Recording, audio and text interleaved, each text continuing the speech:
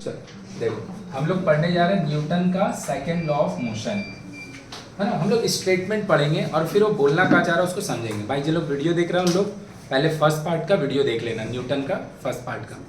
तो न्यूटन अपना first part में पहले बोला क्या, न्यूटन अपना फर्स्ट पार्ट में बोला है कि कोई भी ऑब्जेक्ट अगर रेस्ट पे है, it wants to retain its state of rest. Rest पे है तो रेस्ट पे रहना चाह रहा है, और अगर वो मोशन में है तो वो ऑब्जेक्ट मोशन में रहना चाह रहा है। लेकिन कब तक, जब तक आप उस पर कोई फोर्स नहीं लगाइएगा। अगर आप फोर्स लगाइएगा तो फिर उसका स्टेट चेंज हो जाएगा। सही बात है। यहीं से दो चीज कट के आया था जिसका नाम था इनर्शिया एंड फोर्स। तो न्यूटन का फर्स्ट लॉ से ना हमको मिला था, न्यूटन का फर्स्ट लॉ से मेरे को मिला था फोर्स का डेफिनेशन, और हमको मिला था इनर्शिया का डेफिनेशन। अभी न्यूटन का हम लोग सेकेंड लॉ में आए हैं, यहां से हमको मिलेगा फोर्स का मैग्नीट्यूड। कि फोर्स अगर हमको लगाना है, चेयर में हम धक्का मारे तो फोर्स लगा ना भाई, कितना लगा, मेरा बात समझ में आया। तुम यहाँ आया पढ़ने को, फीस दिया, कितना दिया, कितना तो बताएगा तुम। तो हम क्या कर रहे हैं, कोई भी चीज में फोर्स लगा रहे हैं, धक्का मार रहे हैं, किसी को पुश कर रहे हैं, किसी को अपना तरफ पुल कर रहे हैं, तो फोर्स तो लग रहा है ना। कितना लग रहा है, उसका मैग्नीट्यूड कितना है, उसका वैल्यू कितना है, वो तुमको न्यूटन का सेकंड लॉ माप के देगा कि तुमको फोर्स का मैग्नीट्यूड कैसे मिलेगा। कि एक 5 kg का सामान है, इसको उठा के फर्स्ट बेंच से लास्ट बेंच में ले आकर रख दिए, फोर्स लगाएंगे ना आप, कितना लगाए, मेरा बात समझना है। ये हमको अभी माप के देने वाला कौन, न्यूटन का सेकंड लॉ। तो न्यूटन का फर्स्ट लॉ से मिला था फोर्स का डेफिनेशन, न्यूटन का सेकंड लॉ से मिलेगा मेरे को फोर्स का मैग्नीट्यूड। ये बताने से पहले हम दो चीज बताएंगे, एक चेंज का मतलब क्या होता है और रेट ऑफ चेंज का मतलब क्या होता है। हम बता चुके हैं, फिर से बता रहे हैं। चेंज का मतलब होता है कोई भी चीज का इनिशियल और फाइनल वैल्यू में कितना बदलाव आ रहा है। मेरा पास भैया पहले पढ़ता था 100 बच्चे और इस साल पढ़ रहे हैं 120 बच्चे, तो मेरा कितना स्टूडेंट का चेंज हुआ, 20। चेंज का मतलब कितना बदलाव हुआ। मेरा पास पहले भैया 100 रुपया था, अभी 115 रुपया, तो कितना चेंज हुआ। तो आप फाइनल वैल्यू से इनिशियल वैल्यू को माइनस कर दीजिएगा, आपको चेंज पता चल जाएगा। क्यों चेंज बता रहे भी हम बताएंगे। और रेट ऑफ चेंज का मतलब होता है जो भी आपका चेंज हुआ है उसको टाइम से डिवाइड मार दीजिए। वो चेंज होने में कुछ तो समय लगेगा ना, तो कोई भी चेंज जितना देर में ऑकर हुआ है उसका चेंज को न्यूमरेटर में लिख दीजिए, और उस चेंज होने में जितना टाइम लगा है उसको डिनोमिनेटर में लिख दीजिए। तो फिर हम लोग उसको चेंज का जगह बोलेंगे रेट ऑफ चेंज। तो जहां पे भी रेट इन्वॉल्व हो जाएगा मतलब हम टाइम से डिवाइड करने बोल रहे हैं, और जहां पे भी चेंज ऑकर हो जाएगा, चेंज का मतलब होता है फाइनल और इनिशियल वैल्यू को सब्ट्रैक्ट कीजिए। तो यहीं से हम लोग का न्यूटन का सेकंड लॉ बना है। एकदम ध्यान से भाई, जिन लोग वीडियो देख रहे हैं उन लोग भी ध्यान से देखना, और तुम लोग भी समझने की कोशिश करना। पूरा फॉर्मूला हम डिराइव कर देंगे तुम्हारा फोर्स का मैग्नीट्यूड, और एक बार तुम देख लेगा समझ के, तुमको याद नहीं करना पड़ेगा। क्या बोला है, पढ़ते हैं और एक एक वर्ड को यहां से खंगाल के निकालते हैं। तो न्यूटन अपना सेकंड लॉ में बोला था, according to Newton second law of motion, the rate of change of momentum, the rate of change of momentum. लो भैया एक नया चीज मिल गया जिसका नाम है मोमेंटम। क्या होता है समझाएंगे। Of momentum is directly proportional, एक नया चीज मिल गया जिसको बोला डायरेक्टली प्रोपोर्शनल। क्या होता है देख रहे हैं, directly proportional to the force applied and the change in momentum. जो मोमेंटम में चेंज हुआ, हमको तो पता नहीं है चेंज इन मोमेंटम होता क्या, अरे कहां से जाने, हमको मोमेंटम ही नहीं पता है। तो जो मोमेंटम चेंज हुआ है, हम पूरा समझाएंगे, फिर से आगे इसको दोबारा पढ़ेंगे। जो मोमेंटम चेंज हुआ है, it take place in the direction in which the force is applied. तो हमको भैया कुछ समझ में नहीं आ रहा है, क्योंकि यहाँ पे एक नया बात लिखा है जिसका नाम है मोमेंटम, यहाँ पे एक नया बात लिखा है जिसका नाम है डायरेक्टली प्रोपोर्शनल। तो सबसे पहले हम लोग पढ़ के आते हैं कि मोमेंटम होता क्या। किसी भी ऑब्जेक्ट का जितना मास है और वो अगर मूव कर रहा है तो उसका कुछ तो वेलोसिटी होगा। कोई भी ऑब्जेक्ट अगर मूव करेगा तो उसका कुछ तो वेलोसिटी होगा। तो कोई भी ऑब्जेक्ट का जितना मास है और अगर वो मूव कर रहा है तो उसका जितना भी वेलोसिटी है, अगर इन दोनों को आप मल्टीप्लाई कर दीजिएगा तो इन दोनों का जो प्रोडक्ट होता है इसी को हम लोग बोलते हैं मोमेंटम। इन दोनों का जो प्रोडक्ट होता है इसको हम लोग बोलते हैं मोमेंटम। तो what is momentum, if any object is in motion, अगर कोई भी ऑब्जेक्ट मोशन में है, भाई जिन लोग वीडियो देख रहे हैं एकदम ध्यान से सुनो, किसी भी ऑब्जेक्ट को जो मोशन में है उसको उसका मास से, क्योंकि मास तो भैया होगा ही होगा, कोई भी चीज मासलेस नहीं हो सकता, उसका मास नेग्लिजिबल हो सकता है, बहुत छोटा हो सकता है, जीरो मास नहीं हो सकता है। तुम्हारा कॉपी का एक पेज का भी कुछ ना कुछ मास होगा, तुम्हारा एक पीस बाल का भी कुछ मास होगा। क्यों? क्योंकि अगर एक पीस का मास होगा तभी तो तुम्हारा बाल में, अगर मान ले माथा में अगर तुम्हारा 1 लाख पीसेस ऑफ बाल होगा तो उसका भी तो वेट है ना। उसका अगर वेट है इसका मतलब ये कि एक पीस का वेट, लेकिन एक पीस मापने जाएंगे तो मिलेगा कुछ नहीं मिलेगा। क्यों? क्योंकि बहुत कम है, उतना हम लोग का जो तराजू है वो दिखा नहीं सकता है, लेकिन मास तो होगा ही। तो अगर कोई भी ऑब्जेक्ट मूवमेंट कर रहा होगा उसका कुछ मास होगा, और अगर मूवमेंट कर रहा हो तो कुछ तो उसका वेलोसिटी होगा। उसका मास और वेलोसिटी को अगर आप मल्टीप्लाई कर दीजिएगा, ये जो रिजल्ट है इस रिजल्ट को ही हम लोग बोलते हैं मोमेंटम। ये करके क्या देता है भैया? आपका काम करने का एफिशिएंसी को एनहांस कर देता है। मतलब मान लो जैसे कि अगर हम खड़े हों और खड़ा होके कोई एक बॉल को थ्रो करें तो हम उतना दूर नहीं थ्रो कर पाएंगे, कॉमन सेंस का बात है। थोड़ा सा अगर हम रन अप लें और उसके बाद थ्रो करें तो हम ज्यादा दूर थ्रो कर पाएंगे। अगर कोई फास्ट बॉलर हो, खड़ा खड़ा अगर हाथ घुमा के फेंके तो उतना जोर वो बॉल थ्रो नहीं कर पाएगा, लेकिन रन अप लेगा तो ही थ्रो कर पाएगा ज्यादा जोर। जैसे हम लोग का नीरज चोपड़ा वो जैवलिन थ्रो करता है, खड़ा खड़ा उसको बोलेगा उतना दूर थ्रो कर पाएगा नहीं, तो क्या करता है? पहले दौड़ता है। दौड़ने से उसका मोमेंटम बढ़ता है, अब मोमेंटम बढ़ने से क्या होता है? वो जो भी काम कर रहा है वो काम करने का इफिशियंसी इनहैंस हो जाता है। जैसे हम जब खड़े हैं तो मेरा मास तो ऑब्वियसली होगा, लेकिन हम खड़े हैं तो मेरा वेलोसिटी जीरो होगा। और मास और वेलोसिटी का प्रोडक्ट को हम लोग क्या बोलते हैं? मोमेंटम। मास और वेलोसिटी का प्रोडक्ट का क्या बोलते हैं? मोमेंटम। तो हम जब खड़े होंगे तो मेरा वेलोसिटी जीरो होगा, लेकिन मेरा मास है, इन दोनों का प्रोडक्ट क्या होगा? जीरो होगा। क्योंकि मास तो आपका होगा ही होगा, लेकिन आप खड़े हैं तो आपका वेलोसिटी नहीं है, तो इन दोनों का प्रोडक्ट क्या हो जाएगा? जीरो। मतलब मेरा मोमेंटम जीरो है, तो हम उतना जोर उतना दूर थ्रो नहीं कर पाएंगे। लेकिन अगर हम रन अप लेंगे, थोड़ा देर रन कर लें, तो रन करेंगे तो मेरा मास है भैया, थोड़ा दूर दौड़ेगा तो मास तो आपका हो गई और आपका वेलोसिटी भी है। तो आपका ना इन दोनों का प्रोडक्ट मिलकर ना एक चीज प्रोड्यूस होगा जिसका नाम है मोमेंटम। ये आपका काम करने का एफिशिएंसी को बढ़ा देता है। यहाँ पे अगर हम समझने के लिए बोले तो जितना जोर आप थ्रो कर रहे थे वो थोड़ा सा मोमेंटम बढ़ने से इनहैंस हो जाएगा। तो खड़े खड़े आप जितना देर थ्रो करते हैं उससे आप थोड़ा ज्यादा दूर थ्रो कर पाइएगा अपना जैवलिन को। मेरा बात समझ में है? तो momentum is what? Momentum is the product of mass and velocity. If an object is standing, रुका हुआ है, तो उसका वेलोसिटी, तो उसका मोमेंटम भी।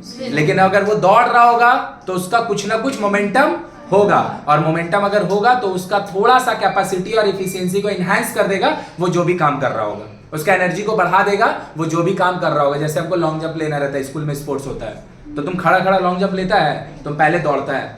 तुमको हाई जंप लेना है, तुम खड़ा खड़ा हाई जंप लेगा, तुम पहले थोड़ा दौड़ेगा। तुम कुछ भी करता है जब तुमको अपना एनर्जी को एनहांस करना रहता है, जब तुमको अपना काम को ज्यादा इफिशिएंट वे में करना रहता है, तो तुम देख पहले तुम थोड़ा रन करना, रन करने से क्या बढ़ता है? मोमेंटम होगा, तो तुम्हारा काम करने का एफिशिएंसी या फिर एनर्जी थोड़ा सा बढ़ जाएगा। बोलो क्लियर है? तो मोमेंटम का अगर हम बात करें, मोमेंटम एक वेक्टर क्वांटिटी है। वेक्टर क्वांटिटी हम बता ही दिए, ऐसा क्वांटिटी जिसका मैग्नीट्यूड और डायरेक्शन दोनों होता है उसको हम लोग बोलते हैं वेक्टर क्वांटिटी। अब भैया कोई भी चीज का दो तरह का यूनिट होता है ना, एक सीजीएस होता है और एक एसआई होता है। एक सीजीएस होता है और एक एसआई। भैया कोई भी चीज का अगर आपको यूनिट चाहिए, भैया आंख बंद कीजिए, उसमें जो जो आदमी इन्वॉल्व है वो इन्वॉल्व आदमी का आप यूनिट लिख दीजिए, आपको इसका भी यूनिट बन जाएगा। तो मोमेंटम को हम लोग छोटा पी से डिनोट करते हैं। जैसे मास को एम से करता है, वेलोसिटी को वी से करता है, इनिशियल वेलोसिटी को यू से करता है। मास को हम लोग मोमेंटम को हम लोग छोटा पी से डिनोट करते हैं। डिनोट करने का तरीका तुम जेड से लिखो, तुम्हारा मर्जी, लेकिन बुक में छोटा पी से करते हैं। तो मास का सीजीएस में यूनिट का होगा ग्राम, और वेलोसिटी का सीजीएस में यूनिट होता है सेंटीमीटर पर सेकंड। सेंटीमीटर पक्का ना? तो पता है मोमेंटम का सीजीएस में यूनिट क्या होगा? ग्राम सेंटीमीटर पर सेकंड। सही बात? सेकंड। मोमेंटम का एसआई में यूनिट, एसआई मतलब एमकेएस। मास का यूनिट एसआई में होता है केजी, और वेलोसिटी का यूनिट होता है मीटर पर। तो मोमेंटम का जो यूनिट होगा एसआई में क्या होगा? KG metre. KG metre. याद करने का कुछ नहीं होता है, फॉर्मूला जानो, खुद से डिराइव करो। बोलो बात समझ में आया? तो KG metre per second is the unit of momentum in SI और MKS system, and centimetre, gram centimetre per second is the unit of momentum in CGS system. And momentum कैसा क्वांटिटी है भैया? वेक्टर। तुमको देख के भी समझ में आएगा, उसमें वेलोसिटी इन्वॉल्व हो रहा है ना, वेलोसिटी इन्वॉल्व होगा तो कैसा क्वांटिटी होगा? बोलो क्लियर है? लिखो जल्दी से, देखो लिखा गया। अब आया भैया डायरेक्टली प्रोपोर्शनल। देख लो, डायरेक्टली प्रोपोर्शनल थोड़ा बहुत आगे से जानता होगा। अगर ए और बी को एक डेटा है, अगर ए और बी को एक डेटा है, देख लो इधर, ए और बी को एक डेटा है, ए एक डेटा है, बी एक डेटा है। ए का अगर मैग्नीट्यूड बढ़ता है एंड उसी इंस्टेंट पे अगर बी का भी मैग्नीट्यूड बढ़ेगा, और जब ए का मैग्नीट्यूड घटता है उसी इंस्टेंट पे अगर बी का भी मैग्नीट्यूड घटेगा, तो हम लोग बोलते हैं ना इसको A and B are directly proportional. A and B are directly proportional. हालांकि ये इसका मीनिंग नहीं है, इसका थोड़ा सा और एक्सटेंडेड वर्जन इसका मीनिंग है। इतना में तुम्हारा काम चल जाएगा, क्योंकि अब अगर हम डायरेक्टली प्रोपोर्शनल अगर समझाने जाएंगे ना तो उसमें 15 मिनट लग जाएगा। एक डेटा बढ़ेगा उसी समय दूसरा भी बढ़ रहा है, एक अगर घट रहा है तो उसी समय दूसरा भी घट रहा है। हम बोल सकते हैं वहां पे दोनों जो डेटा है वो कैसा प्रोपोर्शनल है। जैसे अगर नंबर ऑफ स्टूडेंट बढ़ेगा तो मेरा भैया इनकम बढ़ेगा, अगर नंबर ऑफ स्टूडेंट घटेगा तो मेरा इनकम भी घटेगा। तो हम बोल सकते हैं भैया number of income sorry amount the fees that I get वो मेरा नंबर ऑफ स्टूडेंट के साथ डायरेक्टली प्रोपोर्शनल। अगर आप ज्यादा तेज गाड़ी चलाओगे तो आप ज्यादा दूर तक जाओगे, कम तेज गाड़ी चलाओगे तो कम दूर तक जाओगे। मतलब आपका स्पीड अगर ज्यादा होगा डिस्टेंस ज्यादा होगा, स्पीड अगर कम होगा तो डिस्टेंस भी। तो हम बोल सकते हैं स्पीड और टाइम सॉरी स्पीड और डिस्टेंस डायरेक्टली प्रोपोर्शनल। सही है।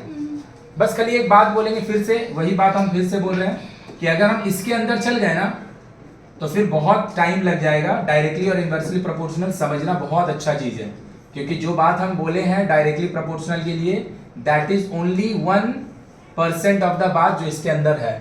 हम कुछ बोले ही नहीं है अभी, बस खाली अभी हम बोल रहे हैं डायरेक्टली प्रोपोर्शनल ऐसे लिखाता है। और जब भी ना हम लोग प्रोपोर्शनैलिटी का साइन को हटाते हैं, इसको हटाते हैं, तो याद रखना एक तो इक्वल टू लाते हैं और एक तो ना कांस्टेंट लाते हैं। एक तो इक्वल टू लाते हैं और एक तो कांस्टेंट लाते हैं। बस अभी के लिए जान लो क्यों लाते हैं, अभी मत पूछो, क्योंकि हमको न्यूटन का सेकंड लॉ पढ़ाना है। जो बात हम समझा रहे हैं चल ठीक है कोई बात नहीं, भगवान का गाना तो उसका भगवान का ही वजह इसमें क्या ही बोलेंगे। तो देखो अब आया इनवर्सली, तो डायरेक्टली प्रोपोर्शनल ऐसे लिखते हैं दोनों साथ में। इनवर्सली प्रोपोर्शनल वो चीज होता है जहां पे एक डेटा जब बढ़ रहा है ना उस समय दूसरा घट रहा है, और एक जब घट रहा है तो दूसरा बढ़ जा रहा है। जैसे अगर हम बात करेंगे स्पीड एंड टाइम का, अगर आप कहीं जाने के लिए स्पीड में गाड़ी चलाओगे आपको समय कम लगेगा, और अगर आपका स्पीड कम होगा टाइम, तो time and speed inversely proportional है। एक जन जब बढ़ रहा है उसी इंस्टेंट में दूसरा, और एक जब घट रहा है तो दूसरा उसी इंस्टेंट में बढ़ रहा है। जब इनवर्सली प्रोपोर्शनल होता है ना साइन ऐसे ही देते हैं, बस ये वाला चीज को ना डाउन करके लिख देते हैं, ऊपर का जगह नीचे लिख देते हैं 1/v। तो डिस्टेंस और स्पीड डायरेक्टली प्रोपोर्शनल है ना, लेकिन स्पीड और टाइम नो नॉट डायरेक्टली। कैसा प्रोपोर्शनल है? इनवर्सली। बोलो पूरा बात समझ में आया? तो हम एक्चुअली कर रहे हैं, समझ में आ रहा है ना। जो हम लोग न्यूटन का सेकंड लॉ पढ़ के आए, जहां जहां मेरा परेशानी था वो वर्ड को हम पहले समझ रहे हैं। समझ में आया कि नहीं आया? हम पहले वो वर्ड को समझ रहे हैं कि कहां कहां नहीं बात हमको समझ में आता, जिसका वजह से वो वाला चीज हमको नहीं समझ में आया। तो हम क्या लिखें? डायरेक्टली मतलब एक बढ़ेगा दूसरा भी बढ़ेगा, एक घटेगा दूसरा भी घटेगा। ये डायरेक्टली का मीनिंग है ही नहीं है, लेकिन इतना से मेरा काम चल जाएगा। और इनवर्सली का मतलब होता है ये बात। तुम लोग का रहता भी है, क्लास 8 में शायद रहता नहीं चैप्टर, लेकिन अगर इतना बात जानता है तो जान ले कि वेरिएशन में कुछ नहीं जानता है, क्योंकि इतना बात है ही नहीं। इसके बाद बहुत बात है, आधा घंटा इस पे बात है। देखो अब हमको क्या बोल रहा है भैया? Rate of change in momentum. हम बोल दिए रेट वर्ड अगर इन्वॉल्व हो गया तो भैया टाइम से डिवाइड मार दो। चेंज का मतलब होता है चेंज का मतलब होता है कि फाइनल वैल्यू से इनिशियल वैल्यू को माइनस कर दीजिए। चलिए भैया लिखते हैं और फिर उसका स्टेटमेंट पढ़ेंगे। तो उसका स्टेटमेंट क्या है एक बार देखो, फिर से निकाल रहे हैं।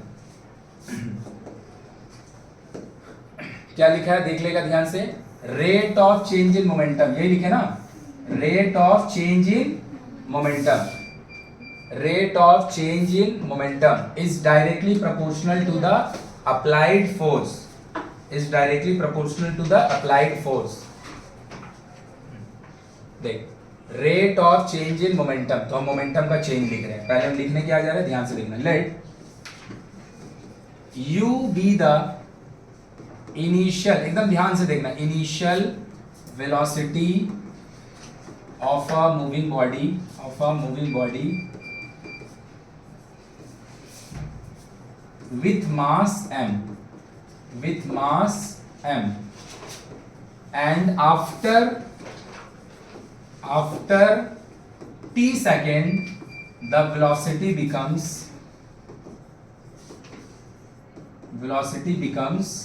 v। यहां से लेके यहां तक का तुमको समझ में आया हम क्या बोलना चाहे बाबू? यहां से लेके यहां तक मैं बोलना चाह रहे एक मूविंग ऑब्जेक्ट है जिसका इनिशियल वेलोसिटी भैया u है, इनिशियल वेलोसिटी और आप कुछ देर गाड़ी चलाएं, कितना देर, t सेकंड।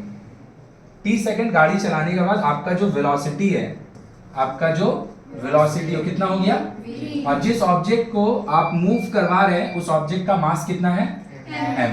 तो हम क्या बोले, एक ऑब्जेक्ट है, कार ले ले, हम उसको चला रहे हैं, मेरा इनिशियल वेलोसिटी u है, t सेकंड चलाएं, t सेकंड 10 सेकंड 5 सेकंड कुछ भी हो सकता है, t सेकंड गाड़ी चलाएं और उसका वेलोसिटी u से कितना बन गया, v। सही बात। और उस जो ऑब्जेक्ट को आप ड्राइव कर रहे हैं उसका मास कितना है, m। क्लियर है। तो मोमेंटम क्या होता है भैया, मोमेंटम होता है मास इनटू, मोमेंटम होता है मास इनटू। तो अगर हम बोलेंगे इनिशियल मोमेंटम, इनिशियल, ए भाई मोमेंटम क्या होता है, mass into velocity, mass into. तो हम इनिशियल मोमेंटम को नहीं बोल सकते मास इनटू इनिशियल वेलोसिटी, अरे वेलोसिटी लिख रहे हैं, इनिशियल मोमेंटम के लिए हम लिख दे रहे हैं मास इनटू इनिशियल वेलोसिटी। सही बात। अब हम लिख रहे हैं final momentum, final momentum, final, ए भैया मोमेंटम क्या होता है, मास इनटू। आप फाइनल मोमेंटम लिख रहे हैं तो मास तो वही रहेगा लेकिन वेलोसिटी तो आपका u से v बन चुका होगा। तो फाइनल मोमेंटम में m u लिखे कि m v लिखे, बोलो कोई दिक्कत है किसी को। तो अब हम चेंज इन मोमेंटम लिख सकते हैं। भाई चेंज का मतलब क्या होता है, बदलना, चेंज इन मोमेंटम। कोई भी चीज का चेंज दुनिया में, कोई भी चीज का चेंज, चेंज का मतलब उसका फाइनल वैल्यू से इनिशियल को माइनस कर दीजिए। आपका भैया एज था 17 साल, हम आपसे जब दोबारा मिले आपसे पूछे आपका एज कितना भैया, 21 साल तुम बताया, तो इनिशियली 17 था, जब बाद में पूछे तो 21 हुआ, तो चेंज कितना हुआ, 4 साल। कभी भी कोई भी चीज का चेंज दिखा मतलब उसका इनिशियल वैल्यू से, सॉरी फाइनल वैल्यू से इनिशियल को, तो हम काची का चेंज का बात कर रहे हैं।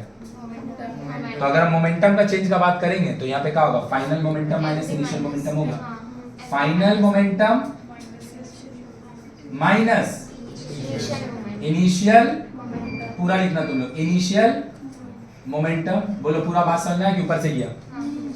तो फाइनल मोमेंटम क्या है, एम वी, इनिशियल मोमेंटम क्या है, ये पता है बाबू क्या चीज आया है, चेंज इन मोमेंटम आया है। क्या चीज आया है, चेंज इन। बोलो किसी को कोई दिक्कत है। अब हम लिखने जा रहे हैं rate of change in momentum, rate of change in momentum, rate of change इन। मेरा भाई हम बार बार बोले हैं, कोई भी चीज का चेंज का बात हो रहा है, आंख बंद करके, कोई भी चीज का चेंज का बात हो रहा है, आंख बंद करके उसको टाइम से डिवाइड दे दीजिए। ये कौन है, चेंज इन, इसका नाम का m v minus m u, m v minus. लेकिन क्या तुमसे चेंज इन मोमेंटम का बात हो रहा है, no, rate of change in momentum. बोलो आया कि पूरा बाउंसर किया, rate of change in momentum, rate of change in momentum. तो कैसे प्रोड्यूस किए, देख हम गाड़ी चला रहे हैं, मेरा गाड़ी का मास है m, मेरा इनिशियल वेलोसिटी है u, t सेकंड गाड़ी चलाएं तो मेरा वेलोसिटी हो गया v। तो इनिशियल मोमेंटम होगा मास इनटू वेलोसिटी, बस इनिशियल के लिए मास इनटू इनिशियल वेलोसिटी बोल दिए।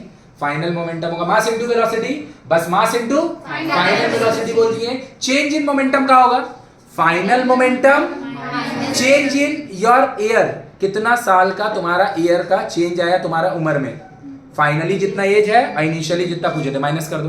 तुम्हारा पास कुछ पैसा था, हम पूछे कितना है भैया, बोला 12 रुपया, कल फिर आया तो बोला 17 रुपया, तो कितना पैसा में चेंज हुआ, चेंज इन ईयर मनी, 17 रुपया माइनस 12 रुपया, 5 रुपया।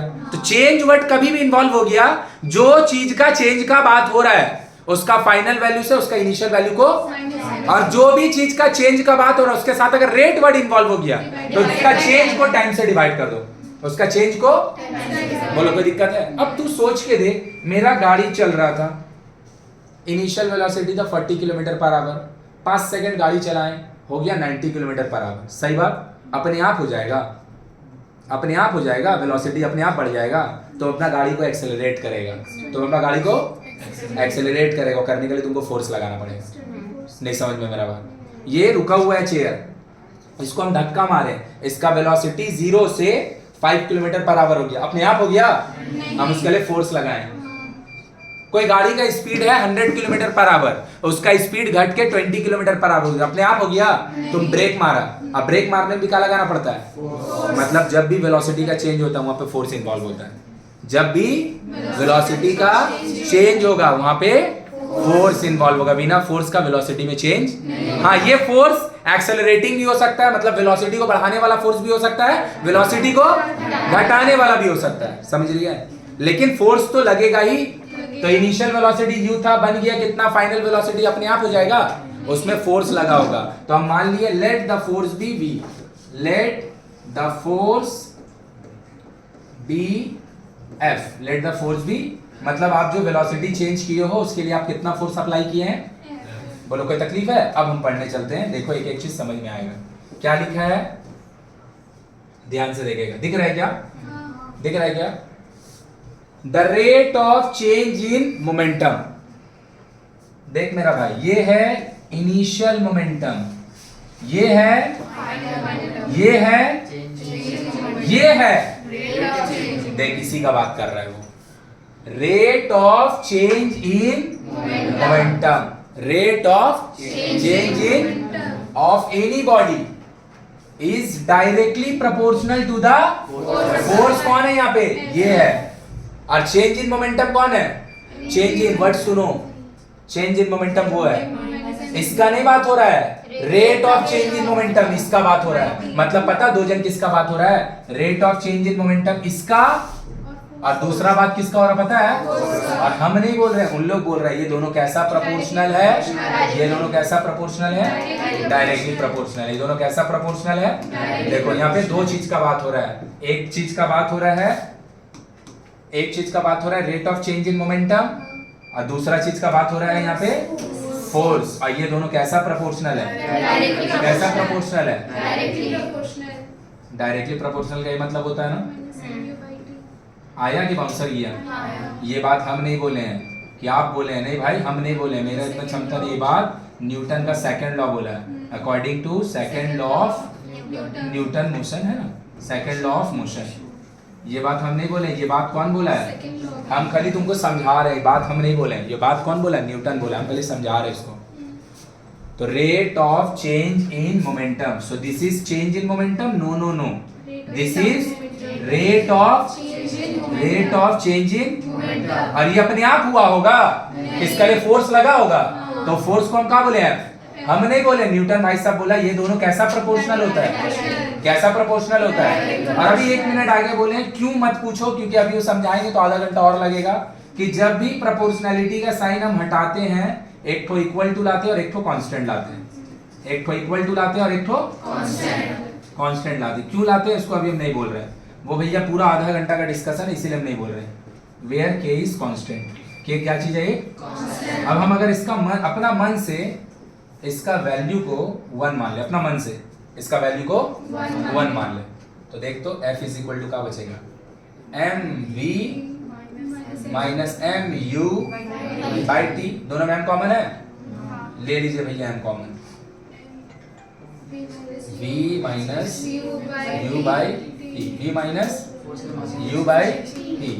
ये आदमी को पहचानता है, f इज इक्वल टू क्या हो गया, मास इनटू, लो तुमको मिल गया फोर्स का फॉर्मूला, बोलो या फिर फोर्स का मैग्नीट्यूड। किसी भी ऑब्जेक्ट पे उसको मूव कराने के लिए आप कितना फोर्स लगाए हैं, ये अगर आपको जानना, बिना फोर्स का होगा कि फोर्स लगा होगा, ये जानने के लिए आपको दो ही चीज का जरूरत पड़ेगा, इसका मास का, और इस पे जो आप फोर्स लगा रहे हैं जिसका वजह से इसमें वेलोसिटी आ रहा है, तो इसका कुछ तो एक्सेलरेशन होगा ना, इसका मास और एक्सेलरेशन को मल्टीप्लाई कर दीजिए, आपको पता चल जाएगा कि आप इसको मूव करवाने के लिए कितना फोर्स लगाए हैं। So what is the magnitude of force, mass into acceleration, mass into, so this is the second definition of force. What is force, पिछला दिन बताया था, force is an external cause that either changes the state, rest को motion कर दे, motion को rest कर दे, shape change कर दे, size change कर दे, डायरेक्शन चेंज कर दे। सेकंड डेफिनेशन फोर्स का, force is the product of mass and acceleration,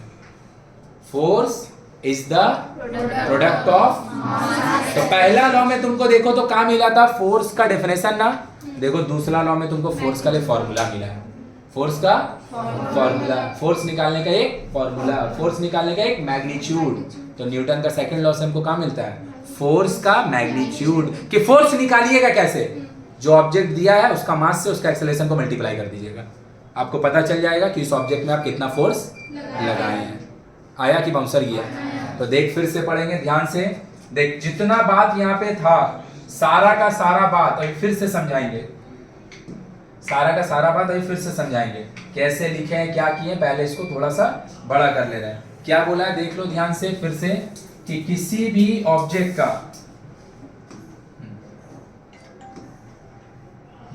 क्या बोल रहा है देख लो, क्या बोल रहा है देख लो, ध्यान दिख रहा है पूरा। According to Newton second law of motion, Newton अपना सेकेंड लॉ ऑफ मोशन में क्या बोला है, the rate of change in momentum, the rate of change in, the rate of change in, मतलब पता है इससे वो किसका बात कर रहा है मेरा भाई, mv minus mu by D. Change in momentum कौन है, mv minus mu। Rate of change in momentum कौन है, mv minus mu by D. कभी भी किसी भी ऑब्जेक्ट का वेलोसिटी चेंज होगा बिना फोर्स लगाए तो वेलोसिटी चेंज करके दिखा हो ही नहीं सकता है। अगर उसका वेलोसिटी चेंज हो रहा होगा तो फोर्स लगी रहा होगा, चाहे तुम लगाओ चाहे कोई मशीन फोर्स लगाए, लेकिन फोर्स तो लगेगा ही। तो उन लोग क्या बोल रहा है कि जो rate of change in momentum है ना, वो आप जो फोर्स लगाए हैं उसका वेलोसिटी चेंज करने के लिए उस फोर्स के साथ rate of change of momentum directly proportional है। कैसा प्रोपोर्शनल है, the rate of change in momentum of a body is directly proportional to the force applied. अब यहां से यहां तक क्या बोल रहे हैं हम समझा दे रहे हैं, the change in momentum takes place in the direction of in which the force is applied, मतलब आप जिस डायरेक्शन में फोर्स लगाइएगा ना उसका मोमेंटम में चेंज भी उसी डायरेक्शन में होगा। अरे मेरा भाई हम किसी चीज में इधर फोर्स लगाएं तो उसका मोमेंटम का चेंज भी तो उसी तरफ होगा, हम किसी चीज का फोर्स इस तरफ लगाएं तो उसका मोमेंटम का चेंज भी मेरी तरफ होगा। हम इस चेयर को इधर धक्का मारें तो इसका जो मोमेंटम का चेंज होगा, इसका जो मोमेंटम का चेंज होगा इसी तरफ होगा। अपना तरफ खींचेंगे तो मेरे तरफ होगा, तो बोला जो चेंज इन मोमेंटम होगा आप जिस डायरेक्शन में फोर्स लगाओगे उसी डायरेक्शन में होगा। पूरा बात अभी क्लियर हुआ? तो देख कैसे कैसे बिल्ड किए डेटा को, वो डेटा को बिल्ड कैसे किया उसको समझना। पहले हम निकाले ध्यान से अगर देखेगा, पहले अगर हम निकाले ध्यान से अगर देखेगा, पहले हम लिखे एक ऑब्जेक्ट का इनिशियल वेलोसिटी u था, फाइनल वेलोसिटी v था, और ये चेंज होने में t सेकंड लगा, और जो ऑब्जेक्ट पे चेंज हुआ है उसमें मास जो है उसका m है। तो हम फिर लिखे इनिशियल मोमेंटम, फिर हम लिखे फाइनल मोमेंटम। क्यों लिखे होंगे, क्योंकि इन दोनों का जो गैप है उसी को चेंज इन मोमेंटम बोलते हैं, उसी को। और हम लोग का लॉ में बात हो रहा है किसका, रेट ऑफ चेंज इन। तो पहले आपको चेंज इन मोमेंटम मिल गया, और इसको अगर आप टाइम से डिवाइड मार दोगे तो वो बन जाएगा का रेट ऑफ चेंज इन। तो चेंज इन मोमेंटम निकालने के लिए पता है हम u और v लेट किए थे, u और v आया, तो rate of change in momentum mv minus mu। No no no, mv minus mu is the change in momentum, rate of change in momentum is change in momentum divided by change in your money. तुम्हारा final value से initial पैसा को minus कर दो, rate of change in your money, तुम्हारा initial और final में जो चेंज आया उसको ऊपर लिख, और वो चेंज होने में जितना टाइम लगा उसको डिवाइड मार दो, तो फिर वो किस में कन्वर्ट हो जाएगा, रेट दिखा टाइम से डिवाइड मारो, तो क्या हो गया भैया rate of change in momentum mv minus mu by. अरे भैया इनिशियल और फाइनल वेलोसिटी में जो चेंज होगा अपने आप हो जाएगा, किसका लिए फोर्स लगेगा, तो हम माने कि जो फोर्स है जो उसका वेलोसिटी का चेंज किया उसका नाम f है। हम नहीं बोले, न्यूटन भाई साहब बोला कि ये दोनों चीज जो है वो कैसा प्रोपोर्शनल होगा, जब भी प्रोपोर्शनलिटी का साइन हटेगा एक तो इक्वल टू आएगा और एक तो क्या किए k और एक कांस्टेंट लाए। अब हम अपना मन से मान लिए k का वैल्यू जो है वो, तो अगर k का वैल्यू 1 होगा तो ये भाग जाएगा, तो बचेगा f is equal to mv minus mu by t। दोनों से हम कॉमन ले लिए v माइनस u बाई, तो f is equal to v minus u by t का क्या नाम है, तो हो गया तुम्हारा फोर्स का formula, mass into mass into mass into. तो हमको न्यूटन का सेकंड लॉ से क्या पता चला, फोर्स का जो मैग्नीट्यूड है वो है मास इनटू एक्सेलरेशन। कोई भी ऑब्जेक्ट का वेलोसिटी चेंज करने के लिए जितना आप फोर्स लगाए हो, कोई भी ऑब्जेक्ट का वेलोसिटी चेंज करने के लिए जितना आप फोर्स लगाए, कितना लगाए, ये अगर आपको जानना है तो उस ऑब्जेक्ट का मास ले लीजिए, और आपका वेलोसिटी चेंज करने का दौरान जितना एक्सेलरेशन प्रोड्यूस हुआ है उसको मल्टी, आपको पता चल जाएगा कि आप कितना फोर्स अप्लाई किए हैं। बोलो पूरा क्लियर हुआ? अब देख, अगर तू ध्यान से देखेगा हम लोग जब भी इक्वल टू इन्वॉल्व करते हैं पता है बाबू, इक्वल टू जब भी इन्वॉल्व होता है, इक्वल टू बताता है कि लेफ्ट और राइट में सेम चीज है। देखिए इधर एफ का फॉर्मूला क्या है, mv minus mu by t. F is equal to mv minus mu by t. Equal to का लेफ्ट में और इक्वल टू का राइट में कभी भी अलग अलग चीज हो सकता है, लेकिन तुमको एक न्यूमेरिकल बना रहा है। x तुम लेफ्ट साइड में लिखा है जो तुम्हारा एज है, और राइट साइड में तुम्हारा जो आंसर आया है वो आ गया तुम्हारा पास कितना रुपया। ऐसा कभी हो सकता है? इक्वल टू अगर इन्वॉल्व होगा बीच में, मतलब लेफ्ट और राइट में सेम काइंड ऑफ डेटा लिखा हुआ है, लेफ्ट और राइट में सेम चीज लिखा हुआ, तभी ना इक्वल टू है, नहीं तो और कभी इक्वल टू आएगा? नहीं समझी मेरा बात। हम बोल रहे हैं कि तुम्हारा हम नाम लिखें x, और हम बोल रहे हैं तुम्हारे पास कितना पैसा है, यहाँ लिख दे 30। सही बात है, तो ये तुम्हारा पैसा का बात हो रहा है जो तुम्हारा 30 है। हम इधर पे लिख देंगे कि ये तुम्हारे पास कितना पैसा अवेलेबल है, मनी अवेलेबल है वो, और यहाँ पे हम तुम लिख देंगे कि तुम्हारा एज है 15 साल। ये कभी हो सकता है? इक्वल टू अगर इन्वॉल्व होगा तो लेफ्ट और राइट का डेटा सेम होगा, तो यहाँ इक्वल टू इन्वॉल्व हो गया ना, और अगर यहाँ इक्वल टू इन्वॉल्व हो गया तो ये दोनों सेम चीज होगा। पता है इसका नाम क्या है?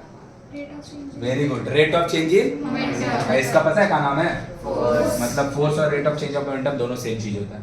Force and rate of change of momentum दोनों, मतलब किसी क्वेश्चन ने तुमसे फोर्स मांगा, व्हाट इज द फोर्स, और किसी क्वेश्चन ने तुमको बोल दिया rate of change in momentum क्या होगा, वो तुमसे इनडायरेक्टली दोनों ही केस में क्या मांग रहा है? फोर्स मांग रहा है। दोनों ही केस में फोर्स मांग रहा है। अगर तुमको समझ में नहीं आएगा, तुम रट्टा मारेगा, तो force equal to mass into the acceleration लिख देगा। जैसे ही तुमको बोल देगा find the rate of change in momentum, भाई तेरे को बुझाएगा ही नहीं तेरे से मांगा का। और हम लोग का बुक में क्वेश्चन है जहाँ पे तुमसे फोर्स मांगने का बजाय रेट ऑफ चेंज इन, याद रखेगा फोर्स का ही नाम rate of change in momentum है, और rate of change of momentum का ही दूसरा नाम फोर्स है। बोलो पूरा क्लियर है? कैसे बताएं? क्योंकि इक्वल टू का लेफ्ट और राइट में कभी भी अलग काइंड का डेटा नहीं हो सकता है। तो इसका मतलब क्या? फोर्स बोले चाहे not change in momentum, rate of change in, rate of change इन, ये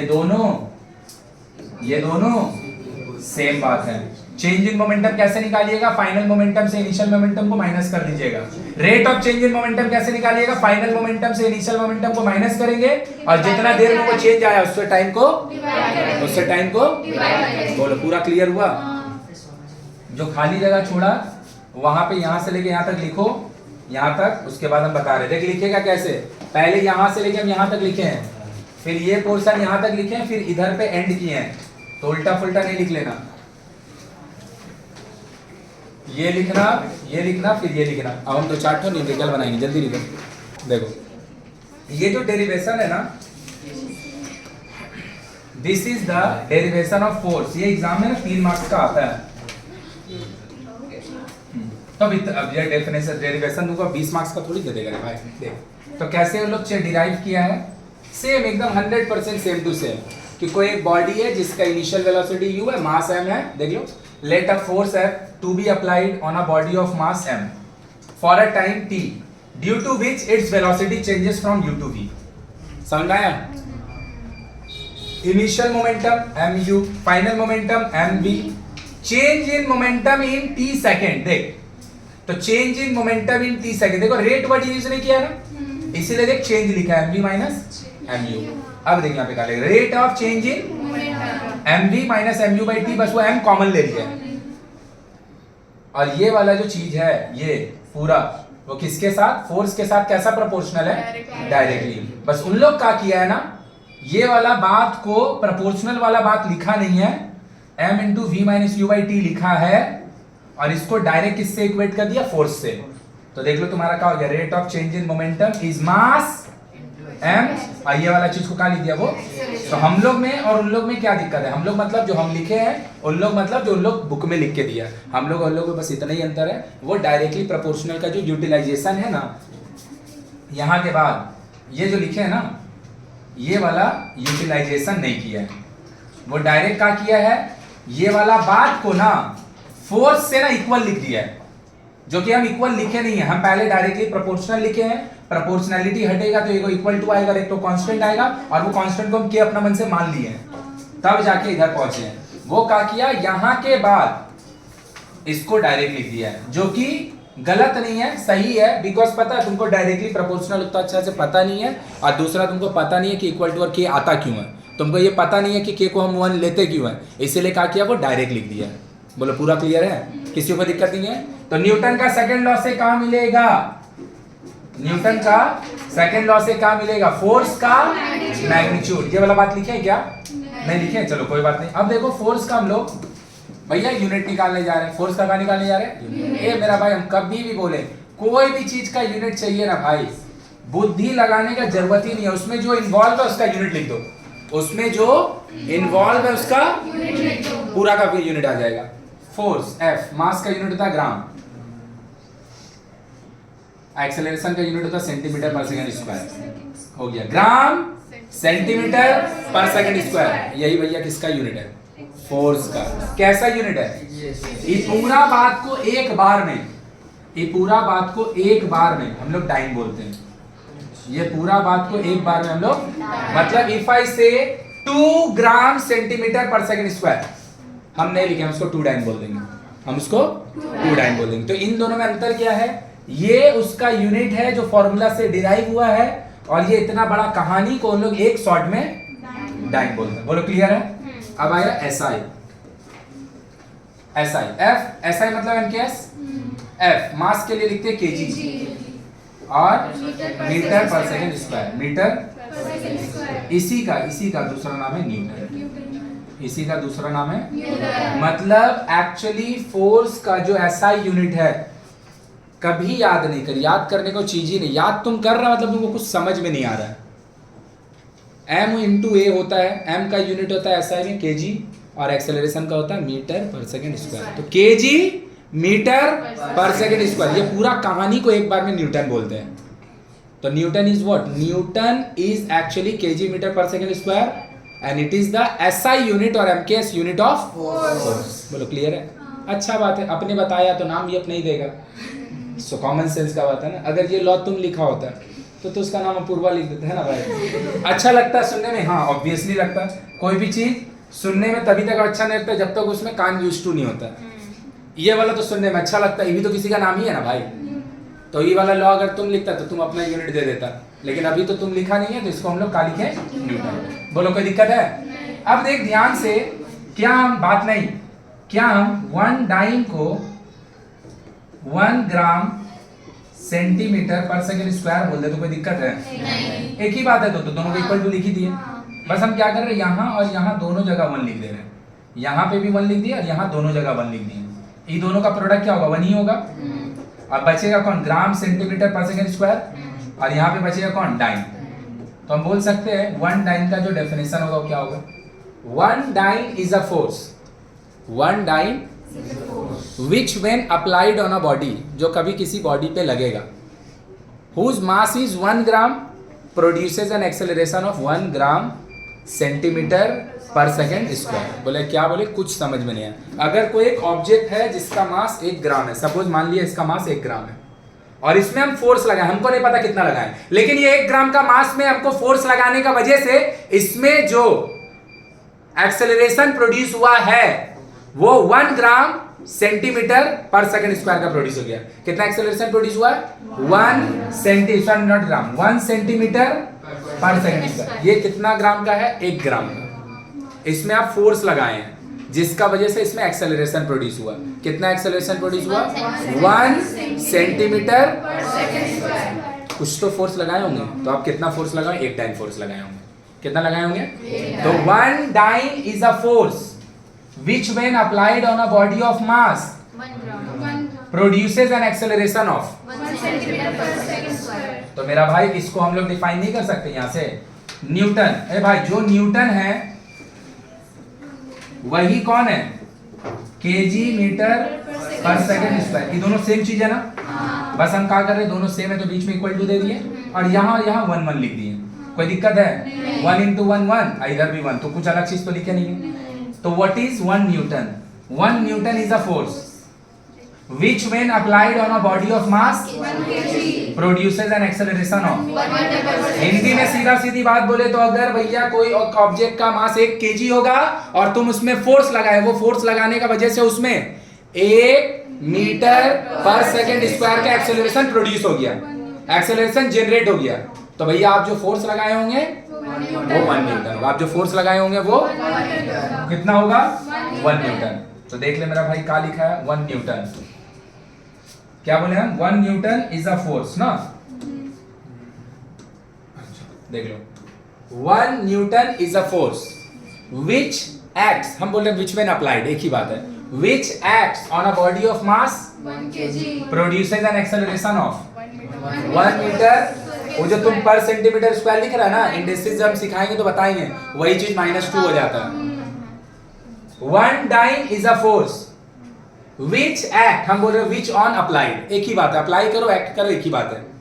विच when applied on a body of mass 1 gram produces an acceleration of 1 ग्राम पर सेंटीमीटर स्क्वायर। बोलो क्लियर है? 1 ग्राम का कोई सामान में तू फोर्स लगाया जिसका वजह से उसमें 1 सेंटीमीटर पर सेकंड स्क्वायर का एक्सेलरेशन प्रोड्यूस हो, मतलब तुम 1 डाइन फोर्स लगाया। 1 केजी का कोई सामान है उसमें तुम फोर्स लगाया जिसका वजह से उसमें 1 मीटर पर सेकंड स्क्वायर का एक्सेलरेशन प्रोड्यूस हो गया, मतलब जो तुम फोर्स लगाया। चलो देखो, तो डाइन कौन है? डाइन है एक टाइप का फोर्स, कैसा? सीजीएस यूनिट में फोर्स का यूनिट। न्यूटन है ऐसा यूनिट ऑफ, भाई खराब हो जाता है, गुस्सा आने का मतलब है नेक्स्ट बैच का पढ़ाई खराब हो जाना, मत करो। देखो इधर, अगर हम बोले ग्राम और केजी मास का यूनिट है ना भाई,